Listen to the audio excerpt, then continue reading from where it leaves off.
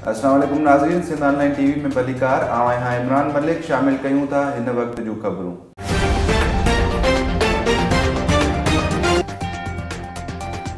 नाज़रीन, घारो भरिसां बाबला रोड ते क़ाइम क़दीमी ॻोठ गुलशन मला समूरनि अहम बुनियादी सहूलतनि खां महरूम हुजण सां गॾोगॾु ॻोठ भरिसां वांदड़ वाह मथां पुल न हुजण करे फोत थींदड़ प्यारनि जा जनाज़ा बि मक़ामी रहवासी कुल्हनि ते रखी पाणी जागे पास करे ॿी तरफ़ पहुची मड़ क़ब्रिस्तान में दफ़नाइनि था, पर ॻोठाणनि खे पहुचंदड़ एतिरी तकलीफ़ुनि जो कंहिंखे बि को अहसास न आहे। सिंध ऑनलाइन टीवी ठठो जे ब्यूरो चीफ दरिया खान खुश्क मूजिब मक़ामी ॻोठाणा पारां ॻोठ में फोत थी वियल शख़्स जो पानी मां गुजारण बाद दाईंदे चयो त असांजो ॻोठ गुलशन मला क़दीमी हुजण बावजूद सिहत, तालीम, रोड, रस्ते, बिजली, सुई गैस समेत समूरनि सहूलतनि खां महरूम आहे। पर अफ़सोस जी ॻाल्हि उहा आहे त ॻोठ भरिसां वांदड़ वाह जे मथां पुल न हुजण करे सियारे तोड़े ऊन्हारे में जनाज़ा कुल्हनि ते रखी पाणी मां गुजारणो पए थो। हुन चयो त चूंडियल नुमाइंदा रुगो इलेक्शन वक़्तु ॾिसण में अचनि था, जेके वोट वठी वॾा वाइदा करे वञनि था, पोइ असांजी केर बि सार नथो लहे।